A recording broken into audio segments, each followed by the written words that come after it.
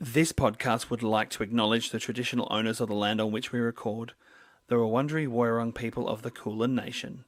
We pay our respects to their elders past and present, and extend that respect to all Aboriginal elders and Torres Strait Islander communities who may be listening today. Hi, we're Steps, and you're watching Australia's #1 most Steptacular music show, Video Hits!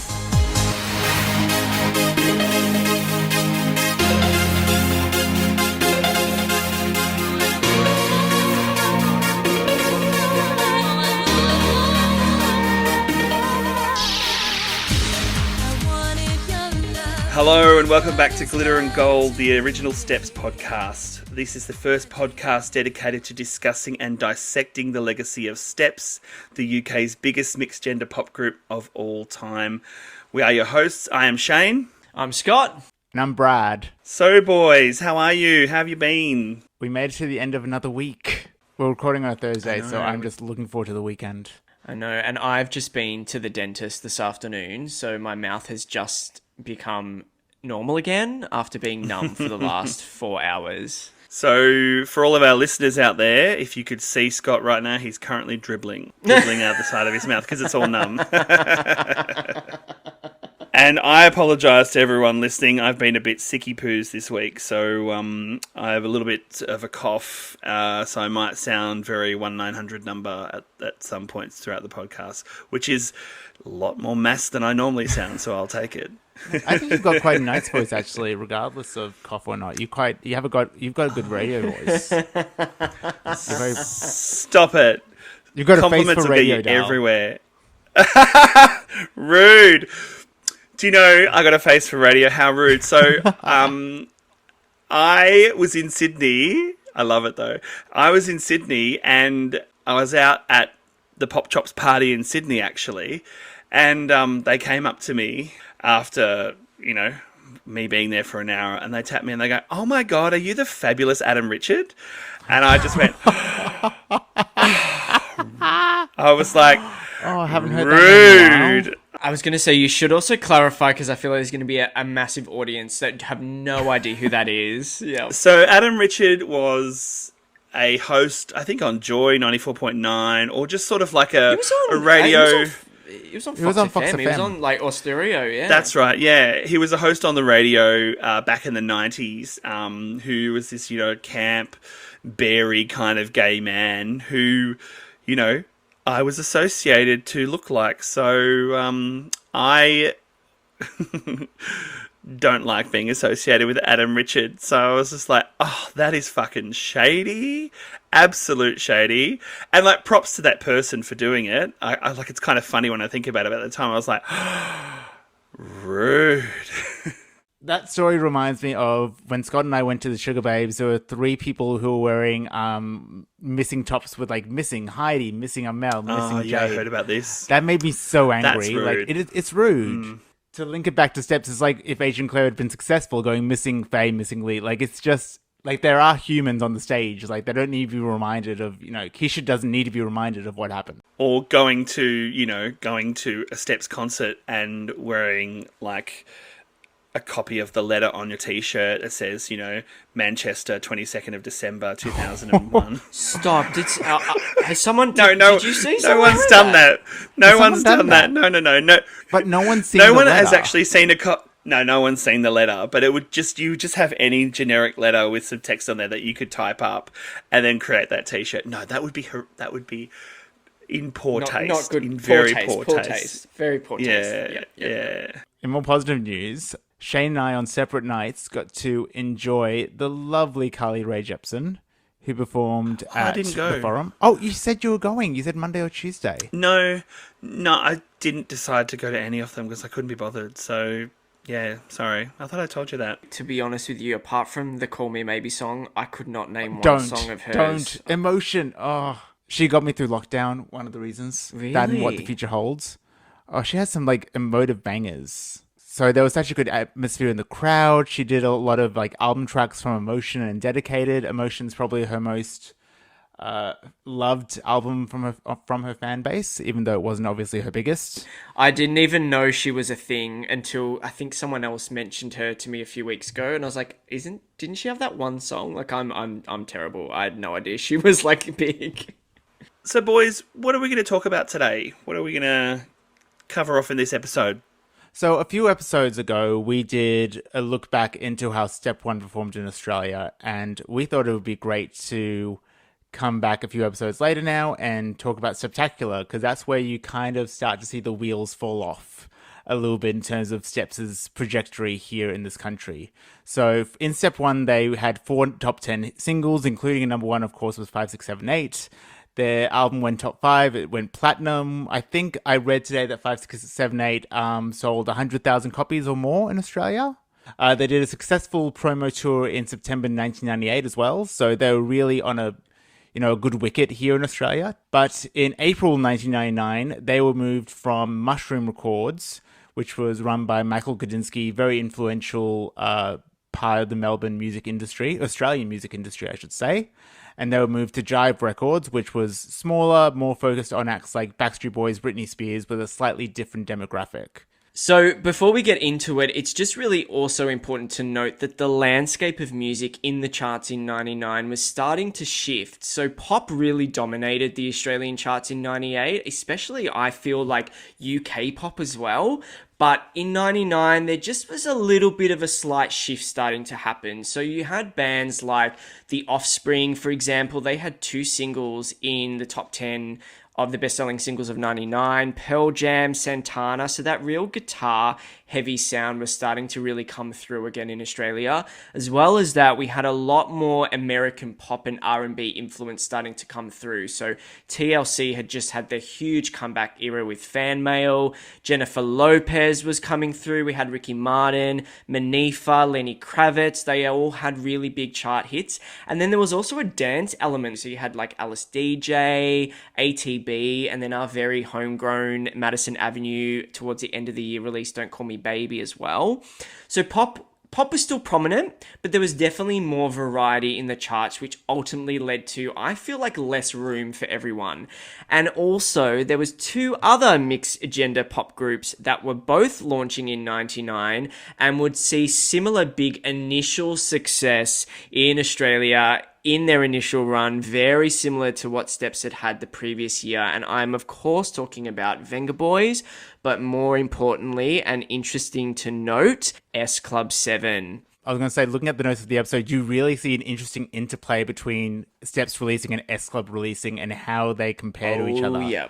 So we're going to be exploring that a lot in this episode, I think. For the end-of-year charts of 99, though, Steps did make an appearance. So Thank ABBA for the Music, which was released at the very start of the year, was the 40th best-selling single of 99. And Heartbeat Tragedy, which was released at the end of January of 99, was the 92nd best-selling single of the year as well. So that leads us to the Steptacular campaign in Australia, which officially kicked off with Love's Got a Hold of My Heart.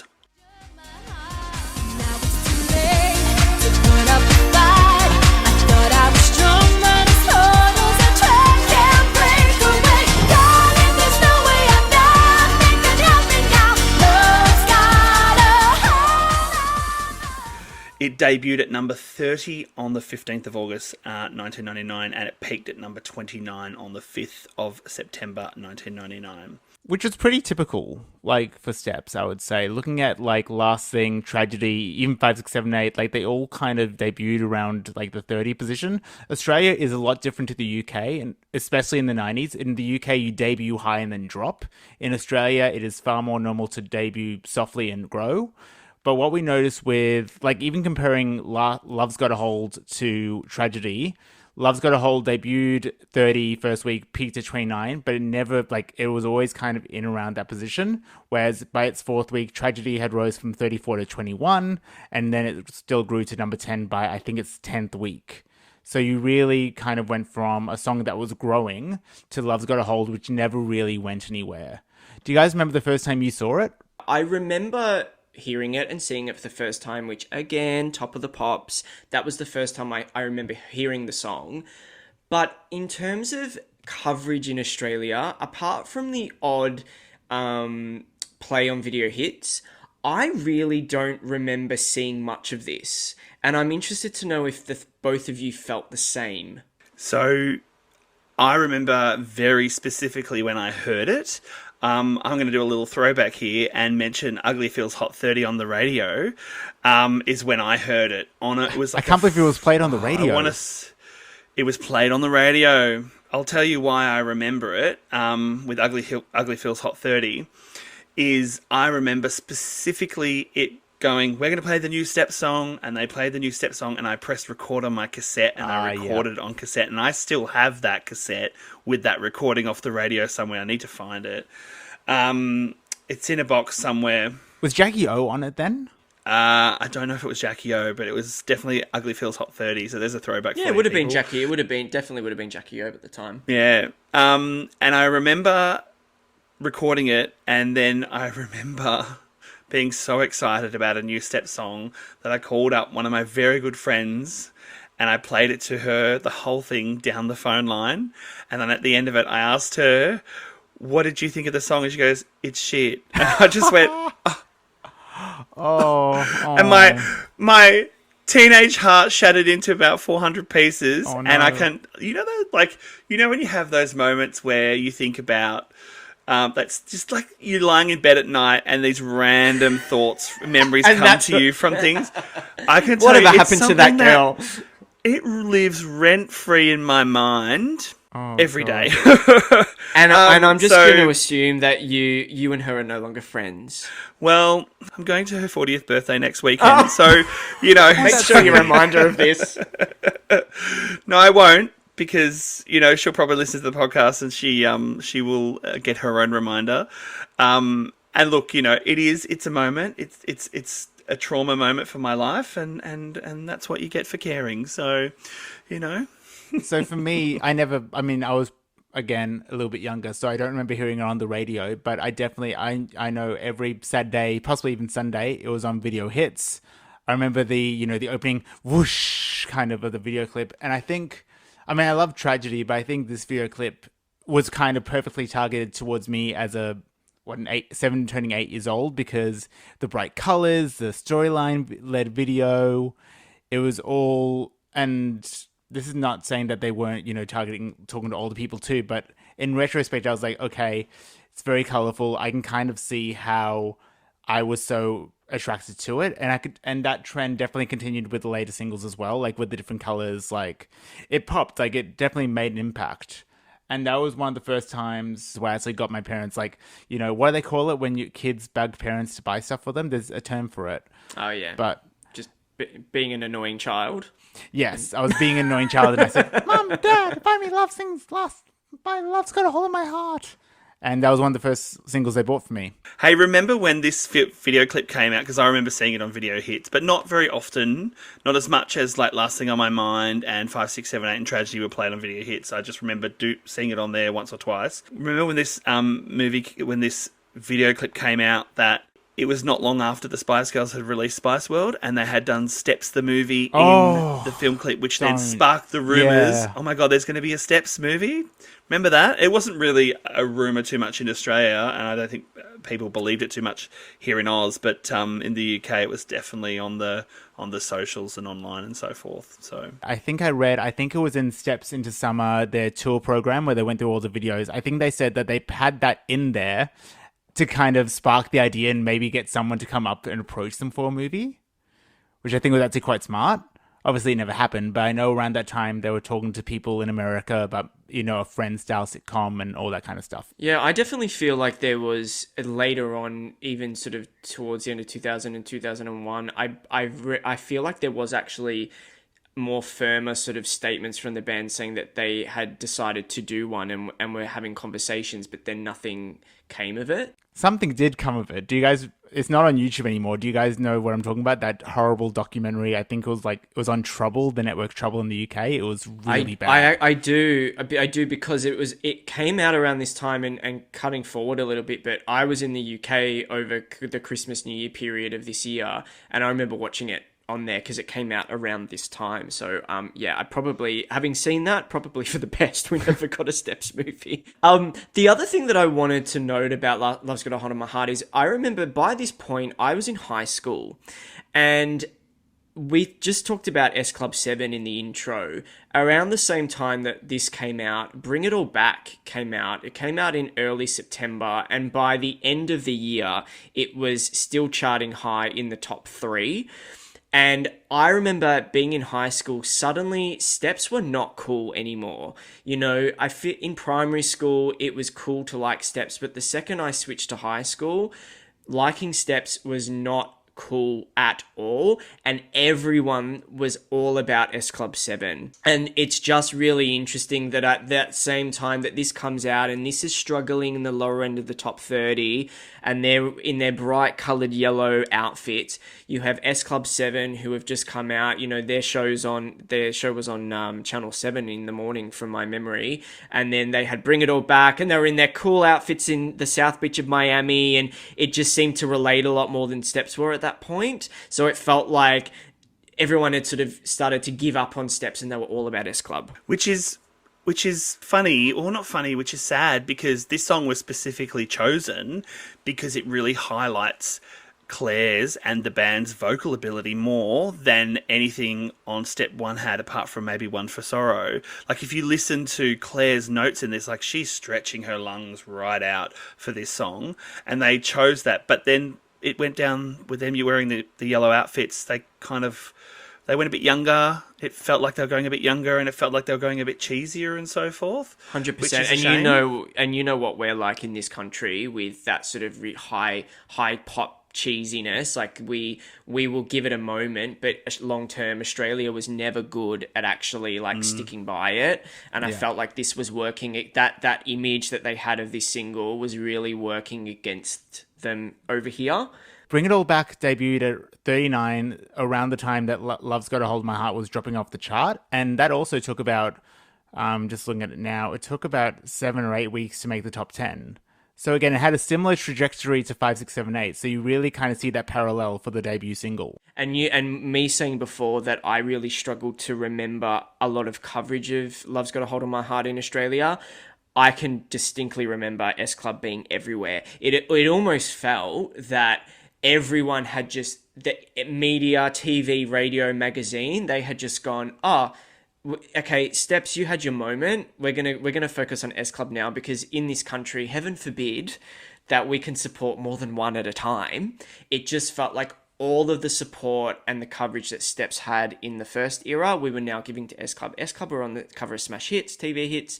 They were everywhere. They had the same coverage that Steps had previously, and it really felt like the tables had turned at this point, and we'd just given up on Steps, and it was all about S Club 7. So after this, they kind of went with I would say a strange strategy from what we can see. They immediately then released 2 months later, they forget second single, they released the album Steptacular, which was released 25th of October 1999. It debuted 25, it peaked at 25, and it basically went 25, 50, out. Steps! They're one of the biggest pop bands in the world today. Steptacular is sure to be the pop album of the year, featuring their most steptastic single yet, Say You'll Be Mine. Start the new millennium on the right step. Get Steptacular. And now available, the Next Step live video and double A-side single featuring Better the Devil. Collectively, between the three of us, we all have core memories of After the Love Is Gone, One for Sorrow, which we'll get to in a minute, coming out after the album, and everything that we can find online suggests the same. But if anyone is out there knows differently, please let us know. But from what we can see, Steptacular came out 2 weeks before After the Love Is Gone came out, which was a bit of a bizarre move considering they'd only had one single before the album that hadn't done what I think they initially hoped it was going to do. Looking at it now, it's hard to see the strategy behind it. We know there was, I guess, a small press campaign, and there was a jive competition through Smash Hits. There was, and I have a mouse pad yes. from that campaign as well. It was a campaign where if you bought I think you had to buy 4 albums from a selected Jive artist, and you got a collector's card in the album. And once you collected 4, you could ring in or send away whatever it was with the codes on the card, and you could go in the draw to win a trip to the UK. And they ran like a press campaign through Smash Hits magazine as well around this time with that competition. And I believe that when you get a free gift with Smash Hits, that during that time there was a Steps mouse pad was one of the gifts, and I have said mouse pad in a cupboard somewhere. Do you both remember your moment of getting this album? Like I remember very vividly when this album came out, and the night, it was like a Friday night, and I lived out in the outer southeastern burbs of Melbourne, and my local shopping centre, for all you Kath and Kim fans out there, was Fountain Gate Shopping Centre. And I wanted the album, and I said to Mum, I said, can you take me down to the shops to get the album? She was like, nah. So we had late night shopping. So I grabbed my Discman, and I walked to the shops, and I walked down, and I popped into Leading Edge Music, and I purchased it. Yeah, you did. And I got a poster as well. Yeah, I did. I got a poster as well, and I had my Discman with me to listen to it on the way back. And I remember listening to After the Lover's Gone and like instantly really loving that song because of that whole. It reminded me of The Winner Takes It All, which is what's been said about it. But I just loved it. And funnily enough, I listened to that song on repeat, along with, Love's Got a Hold on My Heart and the rest of the album and so forth, and also really starting to love Never Say Never Again. But that night, Top of the Pops was on because it was a Friday, and lo and behold, Steps were on Top of the Pops performing After the Lover's Gone. And I think it was it school holidays? I can't remember. But I know by the end of that weekend, I knew the dance from the top of the pop performance. I want to know what this free poster was. Yes, you love a free poster. Oh no, it wasn't a free poster. No, it wasn't a free poster. They just had a poster up, and I asked for one, and they took it down and gave it to me. Again, that happened last time. If you don't ask, you don't get. And they also had like these like foam things hanging up as promotional things, and I said, when you get rid of these, can I have them? And I put my name down for them. I never got them, but they're like, yeah, when we get rid of them, we'll give you a call, but I never got a phone call. So I remember walking into Sanity stores around the release of this album, and there was posters everywhere, when they'd have them hanging in the shops, and there was that, and there was those promotional cubes and things like that. So, yes. To Jive's credit, when you walked into Sanity or HMV or wherever, it was prominent coverage of this in the stores. Was it Greensey Plaza again? It was Greensey Plaza, but I have a story about buying this album because I'm going to have to confess I am part of why this debuted so low, because I did not buy this album on its release day or week in Australia, but I do have a good reason. So when it came out, I know, trust me, right? Trust me, I lose sleep. I lose sleep over it 25 years later. Basically, when this came out, I mentioned before, we were going to the UK in December, January for Christmas and the Millennium. And part of when we were going to the UK, we had at this point bought tickets to go to the Next Step live tour in Newcastle Arena. And because we were doing that, when I said to Mum, I want to buy the new Steps album, she said, no, we'll buy it when we're at the concert. We'll get it at the concert. And you have to remember, I was in high school by this point. I was getting pocket money, but I feel like my $5 pocket money that I was getting... It's a lot. Like, it's $25, I know, compared to your pocket money. Like, that's a lot of weeks of pocket money. Absolutely. Absolutely. I was getting $5, maybe $10 a week, but I was wanting to get those singles. I was going to Sanity every Friday for the latest single. So I had to make this decision. Do I save my pocket money for about 6 weeks just to afford this album, or, do I wait until the concert? So I did the right thing. I waited until not the right thing, but the right thing by my mother. I waited until the concert, but obviously we all know they don't sell CDs at the concert. No. So I ended up buying it the next day after the concert. We went to the Metro Centre in Newcastle. If there's anyone out in Newcastle in the UK that knows where that is, we went to Faye, HMV. if you're listening, Faye, if you're listening, absolutely, Faye, you her know local. where the metro is. Yes, exactly. Her Faye, take a local. photo outside and send it to us. Yes, I think HMV's still there, I think. And I went and bought that album. So I had the UK edition with the holographic logo. And I also bought CD1 of Better Best Forgotten because obviously when I got to the UK, the thing that I think I spent the most money on during that trip was just bloody singles and CDs, because it was like walking into a HMV was like walking into an entire import section store with all these like singles. So I remember being so excited to have the album and to have Better Best Forgotten. But so unfortunately I am to blame for contributing to the low chart position in this country, but I did buy the Australian edition later on down the line. I want to go into my story, but I want to quickly ask you, Scott, when did you realize that the Australian edition had different track listing, and B, we had bonus tracks? I'm fairly sure I think I knew when it was coming out, and that's why I was annoyed, because I knew that the UK edition didn't have that. So I was like, no, but I want the bonus tracks I need just like the first time, and I need One for Sorrow US mix. But I had to wait. My story is what I think short and sweet. I didn't even know the album was coming out until I read about it in Smash Hits. I remember they had a section where they said these are the releases coming up, and they said, I think 25th of October, Steptacular is coming out. So it was because of Smash Hits that I knew that the album was coming out, and I got my parents to get it for me. I don't think they would have gotten it release week, to be honest. Actually, no, if I had given them the date, they probably would have. So I was one of the people that contributed to the top 25 performance. I'm a true fan. We're talking about that it debuted and it peaked at 25. It only spent 2 weeks in the top 50. For a band who had previously had a platinum selling top 5 debut album with 4 top 10 singles, not even 12 months prior, this underperforming, like this was alarming to me. That leads us into the second single that was released from Steptacular, which came out a few weeks later, and that was After the Lover's Gone / One for Sorrow, the Tony Moran mix, which was the American release of One for Sorrow.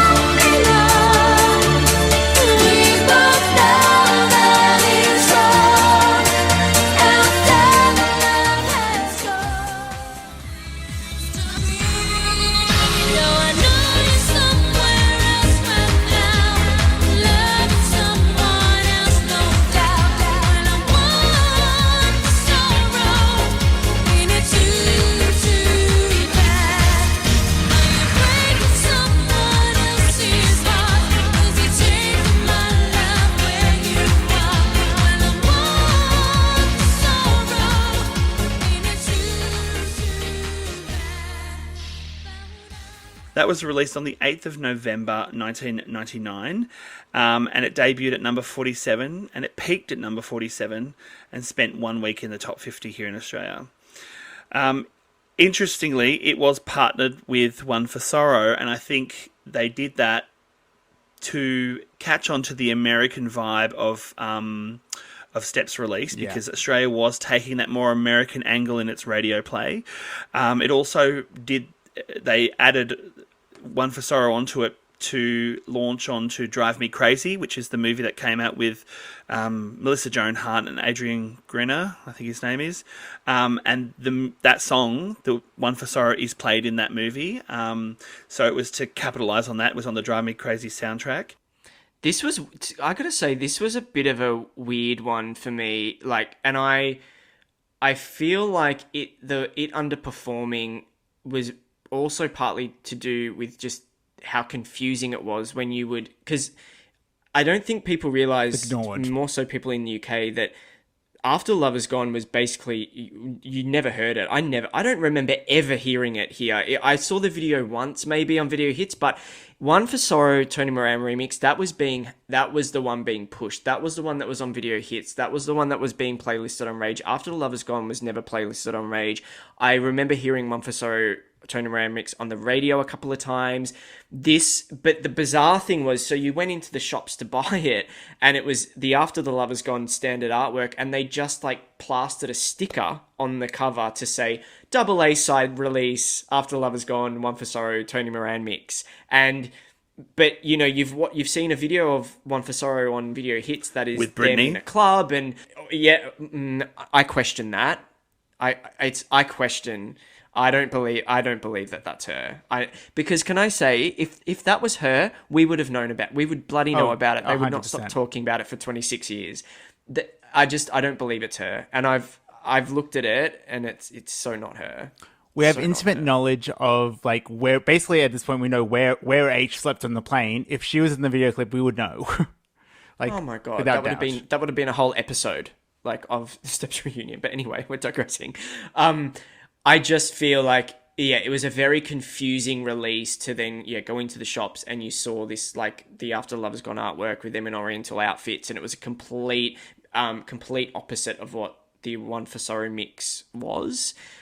This was weird to me. I really want to impress to listeners overseas that I know that traditionally everyone knows, okay, Steps releases Love's Got a Hold, After Love Is Gone, Say You'll Be Mine.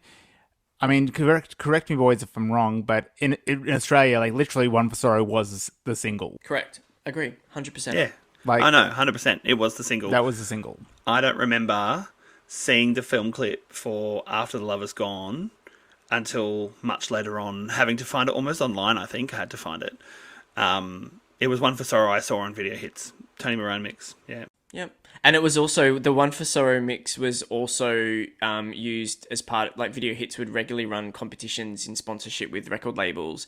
And there was a competition on with Jive, and which was and like they used One for Sorrow as the main sort of song that they would play after they would talk about the competition. And, you know, the prize included an autographed poster and a cowboy hat worn by Claire. If anyone won that, can you please let us know?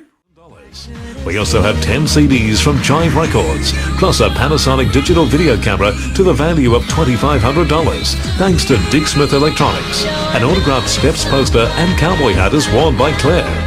This entire prize pack is... There's a note here that says, After Love Is Gone was a Video Hits Australian exclusive being played as the first song that meant... Sorry, what does that note mean? I do specifically remember, like, After the Love Is Gone was played a couple of times as the very... So I remember waking up early, turning on Channel 10 to watch Video Hits first thing at like 9 a.m. in the morning, and a couple of times it was the lead song of the episode. So it was listed as... it was like the first one played. It was the first one played, so that's why they called it a Video Hits Australian... Oh, that might not be why they called it a Video Hits Australian exclusive, but I remember that it was the first video played, and that's what they called it, and that was the only time I ever saw it. I don't think I saw the video again until I got Gold Greatest Hits on DVD, because you just couldn't... I mean, obviously the technology wasn't there, but essentially it was just invisible. And I think that was also, like, as a fan, like, I didn't buy that single because there was really no impetus to buy it, because 3 of those tracks, After Love Is Gone, My Best Friend's Girl, and One for Sorrow US mix, were already on the album. So you got like one random remix of After Love Is Gone. I mean, besides them saving money as a fan or as a Steps collector, there was no benefit to doing it. We loved to just copy what the hell the US were doing by this point. And given that it had just been released in America and it was on the soundtrack to a movie that was about to come out that was, you know, very big at the time, I feel like it was simply that they wanted to follow what the US was doing, so Jive focused on this instead, or they sort of saw that Love's Got a Hold on My Heart underperformed with the cheesiness of the yellow outfits. And I mean, to be fair, After Love Is Gone is not that much better in terms of that sort of that sort of offering. So One for Sorrow, that video clip was a lot cooler. It was more in line, again, S Club 7, but it was more in line with that coolness factor that S Club were doing. So maybe this was also a way to try and, like, let's try and rescue this campaign while we can. I was just going to say, I want to preface this, that we talk about Steps and these half-assed campaigns, and it kind of sounds like we're a little bit negative and all that sort of stuff, but we're fans and we loved it. So we're just sort of giving you a true encapsulation of what actually happened here in Australia. I know for me that Love's Got a Hold on My Heart brought me so much joy. Like, I loved it. I was obsessed with it. And then After the Love Is Gone came out, and that was on repeat in my Discman in my brain. And I loved the rehashed version of One for Sorrow, the dancier version of it. Like, I was hooked. I'm buying that American Kool-Aid of One for Sorrow and I'm going to drink it. Do you know what I mean? So this is just to give you listeners out there an audio, like a snapshot of what it was like in Australia at around the time for these releases. I just wanted to add that in there. No, that's fair. I just wish they had changed the artwork. Like, if you're going to lean into One for Sorrow, either you could have taken the back cover of Steptacular. That was quite a nice image of them. You could have used maybe stills from the video. If they had kind of gone all in on, okay, let's forget the UK artwork, like they would a few singles later, Stomp. If they had done that, I don't know if that would have made that much of a difference, but at least it would have been more cohesive. And I think what we've seen to date and what we're going to see is there was a bit of a lack of cohesion when it came to the group project. I want to tell you a very, and we can keep it in if we want, but I'll tell you a core memory with After the Love Is Gone. And this actually didn't happen around the time of the release. It actually happened perhaps maybe later on that year or even a year later. So let me tell you a little about me, people. So I won't go too long, but there was a friend of mine at high school. And at the time, I was a young boy discovering who I was and whether I was a straight man or a gay man or anything like that. And did you figure it out? I did eventually. Little beknownst to me, right? Little beknownst to me, this friend that I had befriended at high school, in my eyes, I saw him as a friend. But I think in hindsight, and what all my other friends told me later on, is I had a crush on this boy. He was a straight boy. We've all been there. I remember we became very good friends, actually. We were really good friends. We used to have, catch-ups, and I used to stay over at his house and so forth. Like, teenage stuff. None of this, Bellamy stuff, right? None of that. It's going to take a slight sad turn for a sec. So I remember one specific time that I hung out with this person, and then I stayed over at their house. I don't know. The vibe was really weird. And I think what happened for me that particular day, I was going home and I ended up walking home. And normally I'd get picked up because it was like a good 40-minute walk from his house to mine, even though we were in the same suburb, but the suburbs are huge. And I remember walking home from his house, and I think I realized in that moment that A, I'm gay, and B, he's straight, and this is never going to happen. So I had a sad moment walking home, and I was listening to my Discman, and I chucked on various different songs, but it came to After the Love Is Gone, and next thing I know, I'm walking home, listening to it on repeat, and actually crying. Oh. like I was probably 15, and I was crying and realizing, this was like a low point, a turning moment that I realized, actually, you are gay, Shane. You are. Oh shit. Okay, what does this mean now? I've got to tell Mum. I've got to tell all the people. I'm like, all these different thoughts and processes started. I think it was the moment that I stopped denying it to myself, is what I'm trying to say. Yeah. And the soundtrack to that was After Love Is Gone, and I very much vividly remember walking to that and bawling my eyes out, and people like looking at me walking past, going, "Why is that young boy crying?" And then I've got like steps in my earphones and they don't know. But so just to get all vulnerable with you for a moment, but that is a core memory that I just wanted to share with you all. No, that's really sweet. With regards to that song. Thank you for sharing that. I think moments like that, though, make... it kind of shows why we're doing the podcast, really, how much Steps means to all of us. And I think the band would love that story. And I said that in the other Australian episode that we did when I talked about one Last Thing on My Mind, that, again, so that Steps for me is a bunch of escapism, but there's all these other memories associated with it. Now, I know that Steps are a manufactured band and whatnot, but it's not about the actual semantics of how they came about and the songs they've released. It's the joy that they've brought me, Yeah. and it's the joy that they've brought many other fans and out there, and that's actually the most important thing and the emotional impact that has been provided, regardless of how that's come about. Have you told them this? Because I know you've met Steps a couple of times. I think that, like, when you meet them next, they'd love to hear this. Do you know, I've pondered in telling them. You don't get a lot of time to talk about a story in a meet and greet like that. I have sent messages to Faye and Lisa and said little things along the lines without writing a complete essay to them, because then you look at that in your DMs and you're like, oh my God, what is that message? What a psychopath. Like, right, and I'm not about that. But if I was to ever sit down and have a cheeky glass of Prosecco with Faye and Lisa, I'd love to tell them, you know, just the full impact of what they've had, and not fawn over them or gush or anything like that. Just to say, hey, I know this is a job to you, but hey, just let you know this is how you've impacted on my life. So yeah. We've talked about the second single that got released off Steptacular, but our third single, which was Say You'll Be Mine and Better the Devil You Know, actually had a bigger impact, didn't it, Scott? It did. So finally, after the last two singles sort of limped towards the bottom end of the top 40, top 50, Say You'll Be Mine, Better the Devil You Know was released on the 24th of January 2000 and debuted and peaked at number 21 and spent 2 months in the top 50. So finally, after, you know, as I said, the few singles that, you know, the campaign wasn't looking that great, to be honest. But finally, we had another single that was starting to look like it might have the trajectory similar to, say, Last Thing on My Mind, or even potentially 5, 6, 7, 8. Didn't quite go that way, but at least things were looking a little bit healthier for a moment. This heart's on the line, don't waste this precious time. Say you'll be mine, it's not hard to do. Just tell me you feel it too, baby, it's time. Say you'll be mine.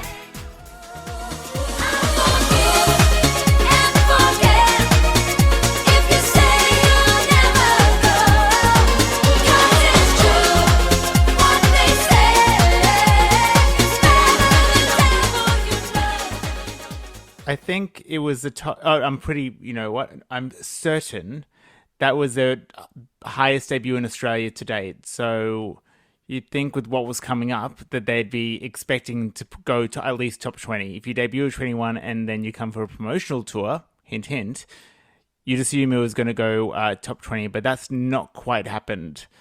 My history with this single is a bit different because I was actually in the UK over the December-January period when this came out. So I have a different memory of this single because my experience with this was I got to experience the UK release and I got to experience seeing them on every single TV show. I got to buy every single magazine. I bought it on release day.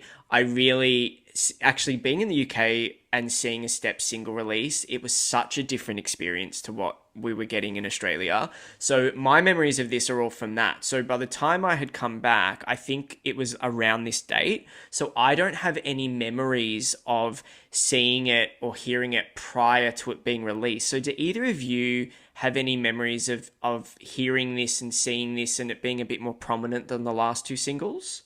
I remember hearing it on the radio. Again, Ugly Phil's top 30 or top 40 or whatever it was. I remember hearing it. I remember hearing Say You'll Be Mine drop on that. And again, I recorded it on cassette.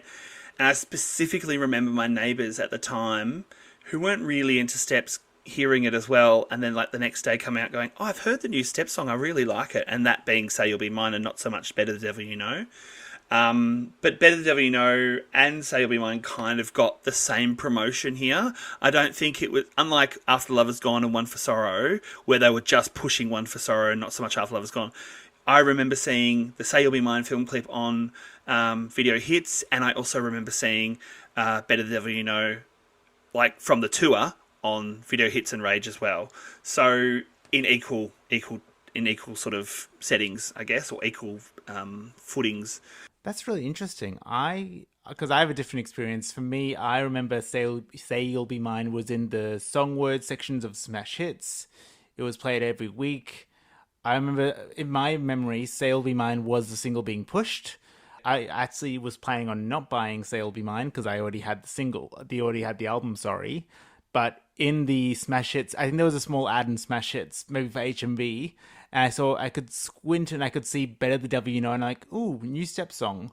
So I did get it for Better the Devil, and I've never heard the Kylie version, or I had never heard the Kylie version before the song. So for me, I thought it was an original Step song, and I thought it was fantastic.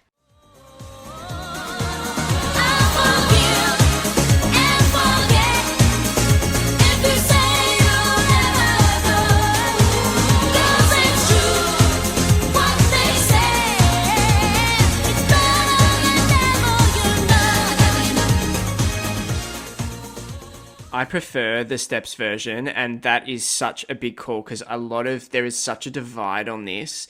But I like the Kylie version, but my preference is always the Steps version. And I remember hearing it for the first time I heard it was actually at the tour, because obviously I didn't have the album then anyway, but it wasn't on the album, and the single hadn't come out.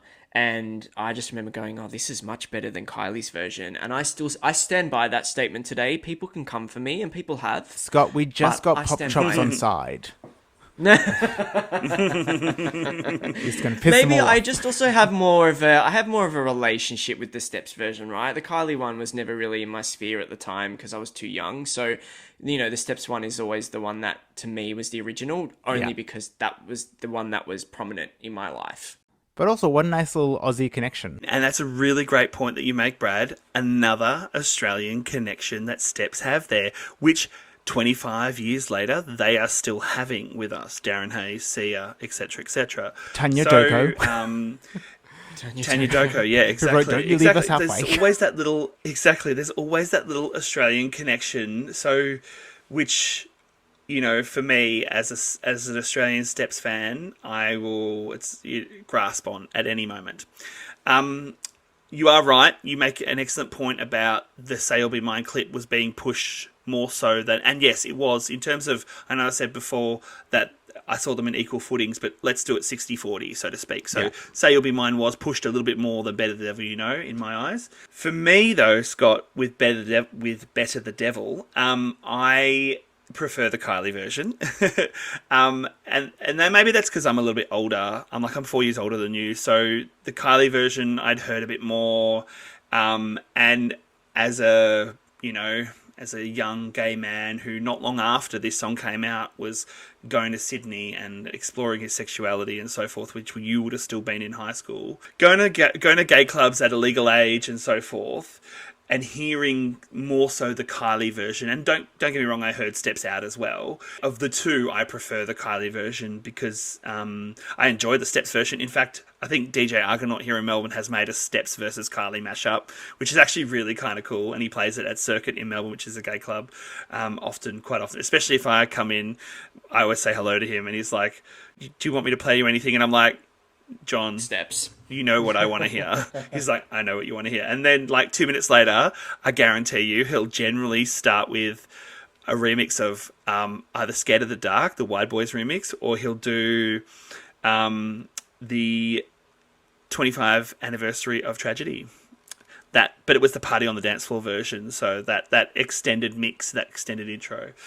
So for me, I prefer the Better Devil You version from Kylie, but I do see, the Steps version as being a fun ad. We need to talk about this promo tour because I have lots of thoughts and feelings on this.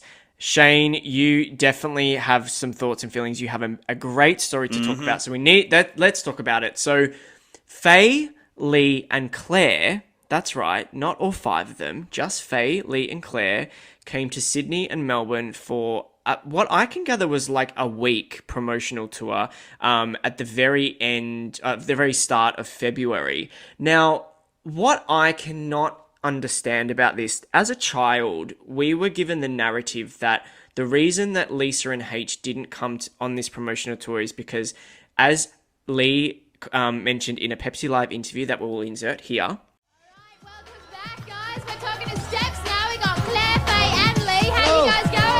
Alright, thank Good. Now there's 2 of you missing tonight. Where are they? you. We've left them in Thailand because we're on a bit of a tour at the moment promoting our new album, Steptacular. So we've left them in Thailand and we're here in Oz, which I think we got the best deal. Yeah, definitely. You having a good time down under? They left the others in Thailand.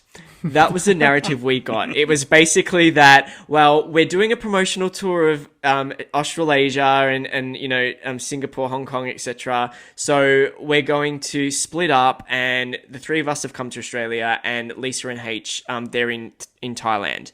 Now, this just, to me, it doesn't make sense because, like, why? This is an era where it is just, you would not have a band like this go on the other side of the world and not have the full lineup. Like, that just didn't happen back then with any sort of group that was doing any promotional tour. Do you know what I mean? Like, it doesn't make sense. And I was doing research for this, and they were all in Bangkok the week before. They did a concert in Bangkok on the 26th of January. So we know that they were all there. But then for only 3 of them to come to Australia, all the information I could find from before they, like, the promotional tour in the archives, and also just by looking at the schedule that they ended up doing, it really shows that it was going to be all 5 of them, and I just feel like something happened and it was just brushed over. I could be wrong. It could genuinely be that the 2 of them went to Thailand and continued promo, but there is absolutely zilch on the internet to suggest that the 3 of them did that, which, again, it was 2000. I know things weren't documented like they are now, but I just don't believe that it was a simple case of let's split up and cover the territory separately. I don't believe it. And I recall, and I think, Shane, you and I agree on this, I think that we remember them saying that H and Lisa were going to Philippines. Correct, yeah. So that's what they verbally told me when I met them. Let me talk about when I met them, all right? So there was a website called Steps Australia, I think it was called, and they ran a competition. That's where I used to get all my Steps news with the Australian lens back in the day. I didn't run this website. I think I know who did. Anyway, they ran a competition at the day that they were coming. You could enter and win to meet Steps. So I entered, I think maybe once or twice. And then I get this phone call on the landline one day after school saying, "Congratulations, you've won. You've won. You're gonna meet Steps at the set of Neighbours," which was around the 2nd or 3rd of February. Now, it was my 2nd day of year 12, and I had to wag it and take it off. I mean, because I'd won. No one. You had your priorities right. I know, right? And so I remember finding out that I was going to meet them, and it was going to be at the set of Neighbours, like I said. And so I took the day off school, caught the bus to the Nunawading studios, and waited out the front for them, and then they let me in, and we sort of waited out the front of... So they let me inside the gate, and then they let me... So I waited out the front of the gate, and there were some other Steps fans there who knew they were going to be going there and meeting the cast of Neighbours, but they weren't competition winners. So then they found me, and they took me inside, and then I waited out the front of the building for Steps to come out, and there was this white limo there. And they came out of meeting, you know, Toadie and all them from Neighbours, and they said hello, and I just remember sort of freezing and being this, like, chubby 15-year-old going, you know, oh my God, that's Steps. And, you know, I was very excited, and I remember I gave them all Brad gifts. meeting the Sugar Babes, yeah. I was about to say. Yeah, I literally was like that. I took my friend Kelly with me, and she was all like... She was a fan, but not so much as like I was. So she met them too, and she got all excited and got really into it. I remember giving Lee a present. It was just a little shot glass that had like some little Australian thing on it. And I gave the girls each like a little koala bear each, just to say welcome to Australia kind of thing. Lee signed the inside of his name on my Step 1 album. And they all signed the cover of my Steptacular album. So for 20-something years, I had just 3 signatures on that album, and I completed them in 2012 when I ended up meeting all 5 of them. But I remember talking to them.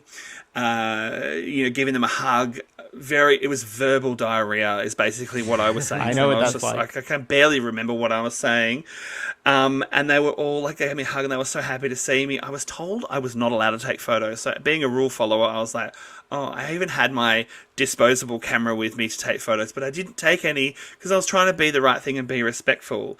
So I did what I needed to do, and then they got into their limo and they left, and I was sort of like standing there going, oh my God, I just met Steps. And I watched the limo sort of go out the gates, and they stopped for the fans out the front, and they sweet. got out of their limo, all three of them, and said hello to them.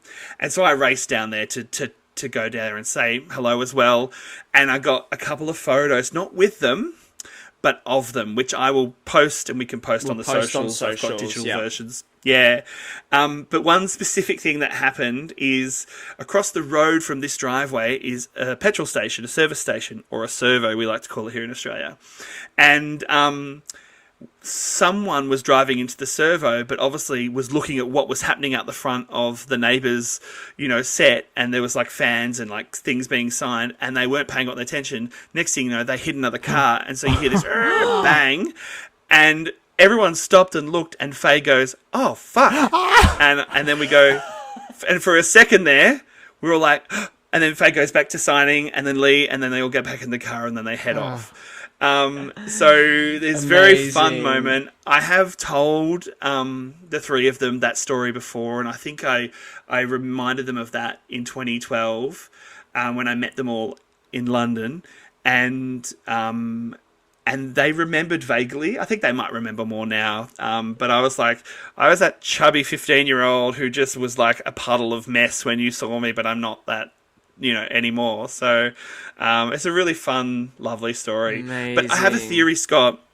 I have a theory about your comments about what actually happened, why the two of them were split up. So yes, I asked them, where's Lisa and H? And they said they were in the Philippines to me. That was one question I remember asking.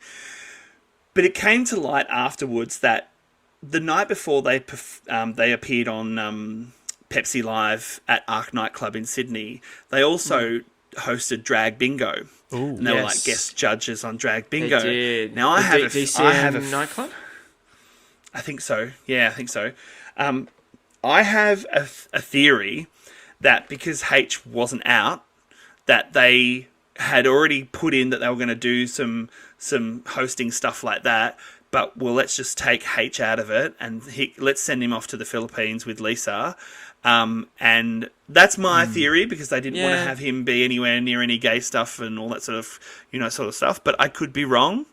They genuinely could have just split up the schedule purely for the fact is they're realising, Steps aren't selling as much, so let's not just put as much effort into this promo tour as we have in the past. But you would think that would be the opposite, right? Like you would think that Steps aren't selling as much. Get them over here, because, I mean, the reason why I say that this is so weird that only 3 of them came and that it was so unusual is, I mean, this is an era where I remember not even a year before this, the Honeys, Heavenly had quit, and they hired some replacement girl to come and be the fake Heavenly, because they had to come and do a promo tour of Australia because they couldn't just go with 2 of them. And also Miranda Cooper was in a band called T-Shirt.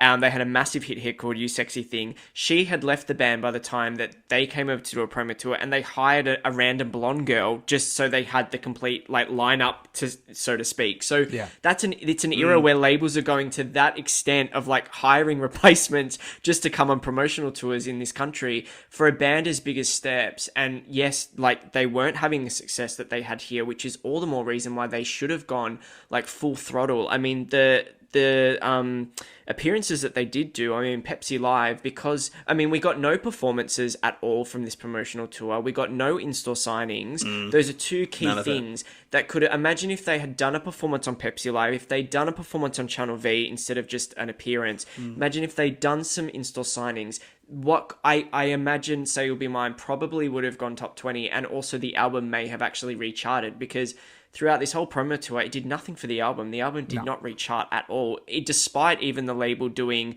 a TV campaign at the same time to try and push some sales back. Just didn't work. So I've got my own conspiracy theory here. My theory is that they weren't necessarily brought over by Jive, or They were brought over. I think they were actually brought over for the Drive Me Crazy premiere because no one else, I think, came for it. So they needed someone with some sort of association with it, and so I think that was one of the main drivers. And so maybe that's why not all five came, because it wasn't them promoting their music primarily. They were possibly there to promote the soundtrack and the movie. It would make a bit more sense, but it still, I mean, it makes more sense, but it still doesn't make sense. Yeah. Like, it could have just been, you know, I feel like this was, to me, this just felt lazy, and it just felt like a half-assed effort, last attempt kind of thing. And again, this isn't Step's fault. Like, I'm not saying, you know, we don't know the politics of what was going on with everyone and labels and management or whatever, but it just felt like this was lazy. And I should point out again, S Club 7, at the same time that Steps came on a promo tour here, literally a week or so later, S Club 7 came here on a promotional tour. There was all 7 of them. They did in-store signings, they did TV appearances, and then S Club Party hit number 2, and the album was in the top 20 and charted for nearly 30 weeks. So I'm just saying that had the trajectory been the same for Steps and they'd done the same promotional tour that they did the year before, I feel things could have been very differently. And what's the difference there? S Club 7 were on a different label, weren't they? Yeah, exactly. So it's the label. Like, it's the label has seen that Steps maybe we don't have time for them. They're focusing their energy somewhere else. Yep. And the label that's S Club are on giving them their moment, which is a shame. Yeah, I feel like with Jive at this time, they had Britney, Backstreet Boys, I mean, Tina Cousins was doing really well at the time, NSYNC, they had a lot of local artists up and coming, and so they probably just, you know, thought, well, we're not going to focus on, you know, why put the effort into this when we've got other acts, bigger acts to think about. If they were on Mushroom for this era, I feel things would have been very differently. I always feel that them moving off Mushroom was such the downfall of Steps here, because they became another band on a long list of Jive Australia's artists, and they just didn't have like the effort or the energy to kind of, you know, push them. I wanted to dig a little bit deep into the Pepsi Live for that whole thing, because what I remember is that firstly, that was actually the debut episode of Pepsi Live in this country. It had been in the UK for a while, but it was the debut episode here in Australia. The second thing that really was frustrating even as a fan is, so my memory is that Sail Be Mine was the one they were really pushing. In the Pepsi Live interview, they pushed Bear the Devil You Know. They were here to promote One for Sorrow as part of the Drive Me Crazy soundtrack. And then in that Pepsi Live whole episode, right after they had that interview, in the interview they say, we're going to have a Steps performance after the break. They go to break and they come back with Love's Got a Hold of My Heart. There was no consistency at all. No consistency. Do you know what else I noticed? And it really bugs me. And next time you see the clip, you'll see it too. The host who's asking the questions is not listening to their answers. Oh, no, not at all. She's not listening to their answers. She's like, Faye goes, or Lee goes, or whoever answers goes, oh, we just toured over all the UK. And she goes, oh, so where in the UK did you tour?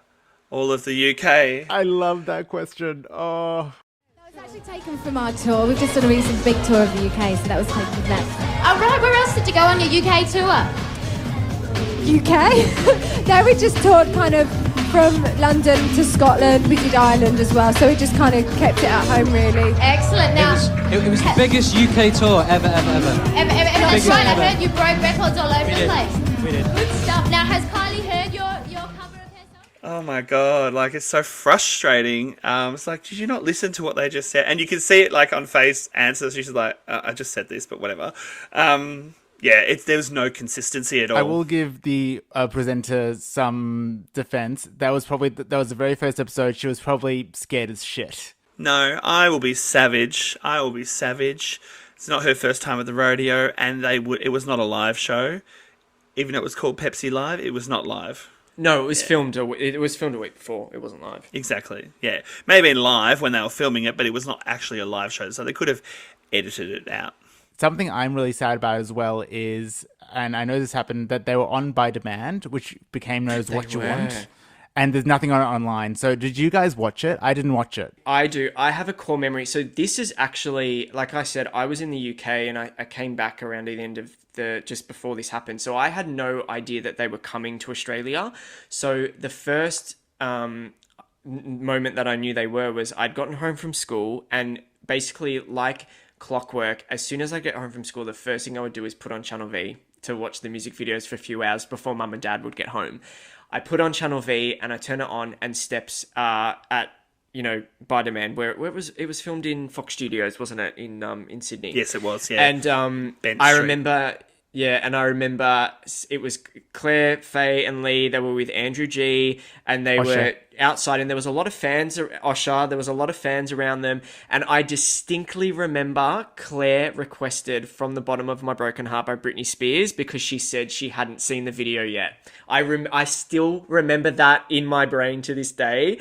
But you're right, it's not online, and I've never seen it online. And I feel like I recorded it at the time. I used to have VHSs I'd record stuff on, but that's long gone. But I would love to see that again. So I used to do the same as you, Scott. I used to record stuff on VHS, so I think I have this on VHS somewhere. But I also remember this as a core memory. The other host was Andrew Mercado, if you remember him. Oh, yeah. And yep. And I remember him specifically talking about the tragedy dance and them doing it while they were driving with their hands, going tragedy and then out the window.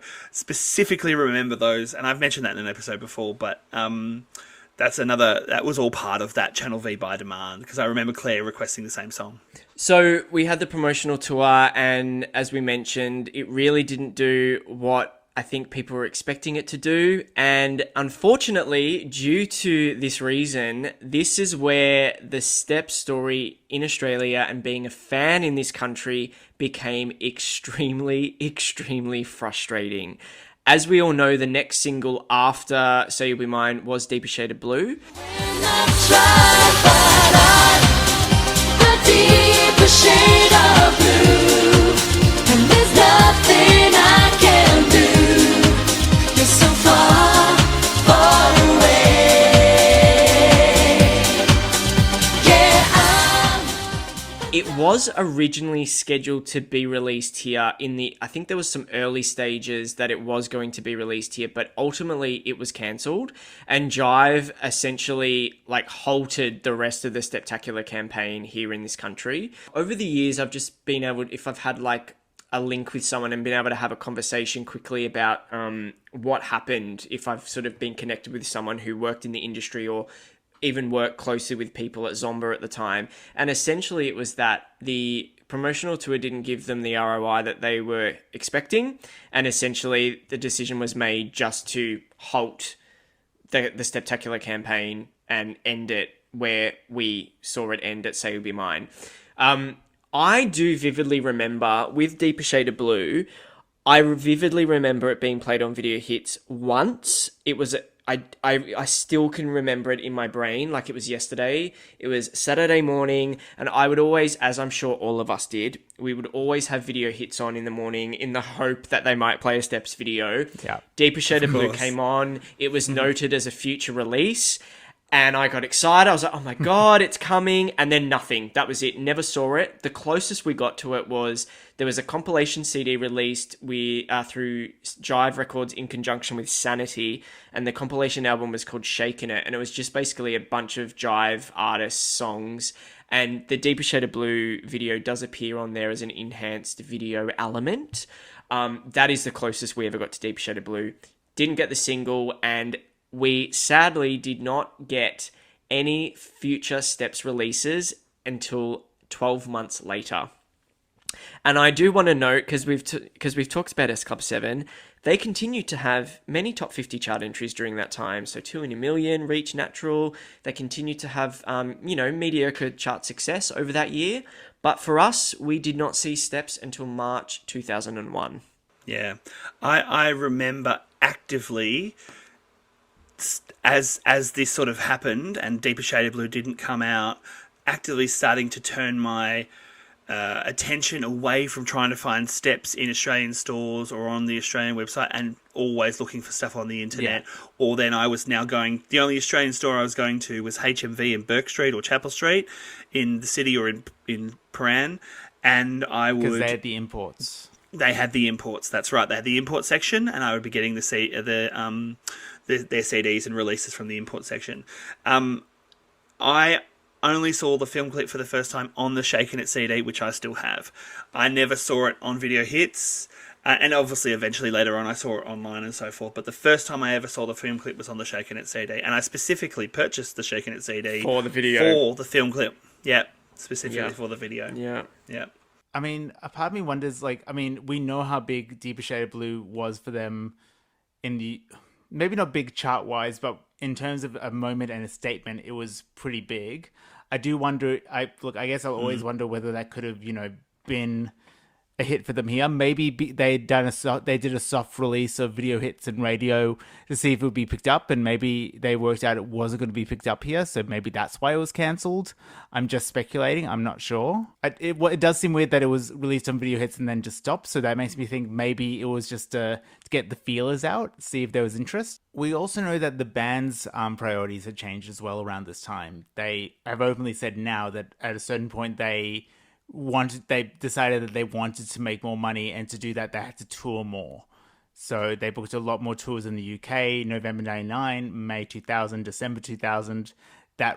Touring the UK really became their focus in this time as well. Scott, you made that point that we didn't get any releases in Australia for another 12 months, and that does lead us to the Buzz and Gold era episode that we will talk about in future episodes.